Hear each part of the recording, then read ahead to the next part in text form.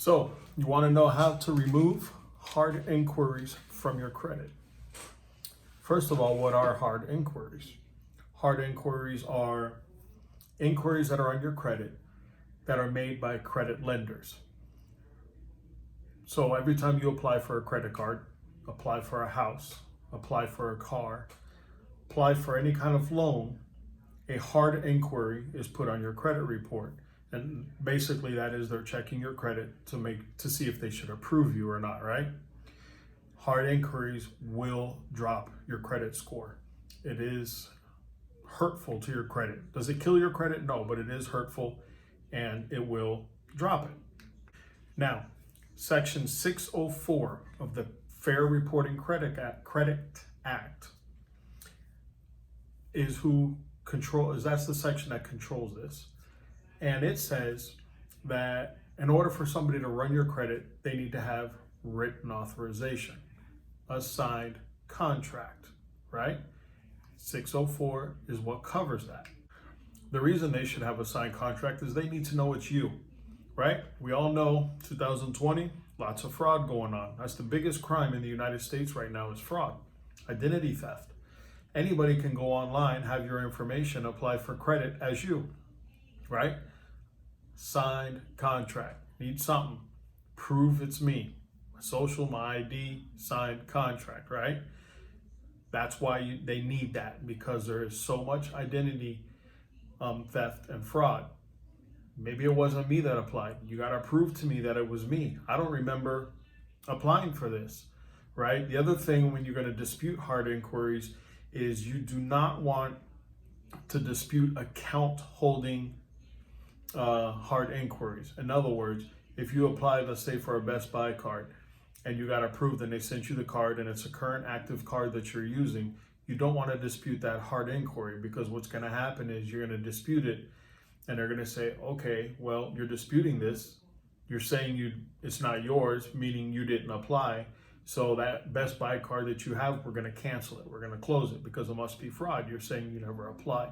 So you only want to dispute hard inquiries that are non-account holding inquiries, if that makes sense. Here's where the secret lies in how you dispute hard inquiries. There is a little known credit bureau like TransUnion, Equifax, Experian. There's a smaller one called SageStream. Sinister. It's a hidden secret. Should be illegal. Joking. But SageStream is typically the credit bureau that houses your hard inquiries, right? So when you dispute them with the 3 credit bureaus and they say, yeah, we verified it, as BS, they usually don't verify it, right? And if they did, they went to SageStream and asked them, hey, is this accurate?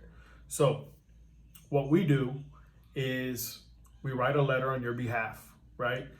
And we request to freeze your account with SageStream. So first thing we do is send out a letter, SageStream, hey, we need to freeze this account so nobody can access information from this account.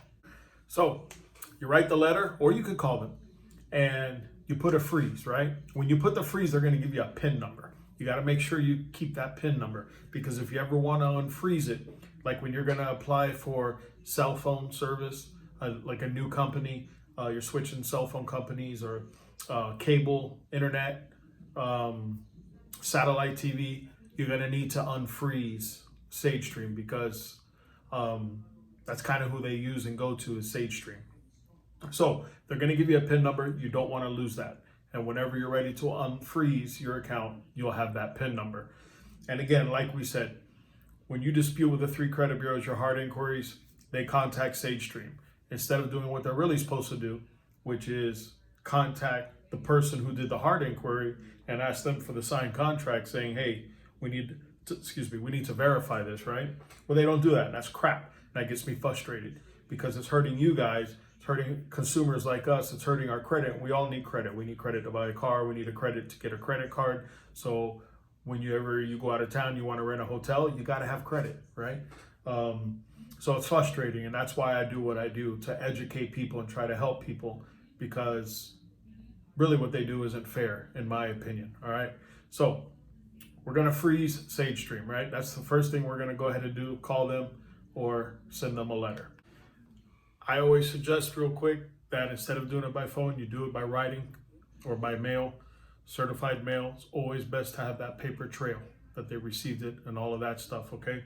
So once you put the freeze on, if you do it by mail, it usually takes about a week and a half, 2 weeks or so for it to get done, all right? Once that happens and that freeze is put on and you get acknowledged that it's been put on freeze, then you want to send your dispute letters over to the 3 credit bureaus at that point, if that makes sense, right? So freeze, do it by writing. Once they tell you it's frozen, send out your 3 dispute letters.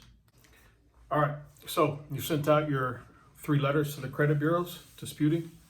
Comes back and it says, hey, we verified it, even though you have the freeze on the account and all that.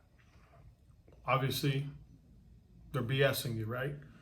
They didn't send you the signed contract or the signed approval saying that you gave approval to run your credit and put that hard inquiry. Now what do? What we do is we contact the creditor themselves. Not the credit bureau, but the creditor, the one that ran your credit. And we send them a letter quoting the law and telling them where's the signed contract. The best thing you can do is to wait at least 90 days after that hard inquiry before you challenge it. Give it time. Typically after 90 days, if you weren't approved or whatever, they toss it and throw it away.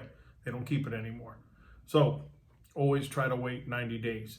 But that's what we would do if it came back that they said they still verified it. Of course, they could always come back and it said they removed it because they couldn't verify it. That's another option that could very well happen too. So if after all that, they couldn't provide you the contract, they couldn't provide you anything, and they still haven't removed it, then you file a complaint with the CFPB, right? They're the ones that are kind of overall of the credit bureaus. And you can also file a complaint with a Better Business Bureau, which also helps. But when you file a complaint with the CFPB, it takes a couple of weeks usually, but they'll usually respond and help address the situation. If for whatever reason they don't respond, you go to small claims court, right? That's why it's important to keep all your documentation, all your certified letters, receipts showing that it got delivered, their responses. You save everything because when you go to court, you'll have all that documentation. You can hire an attorney that does it for you. I'm sure there's pro bono ones that do it as well. They don't get paid unless you win. But you keep all your documentation, so it's very organized and you have everything that you need. Generally, you don't have to go through all that, but I'm just saying. So other than that, I hope this video helped you.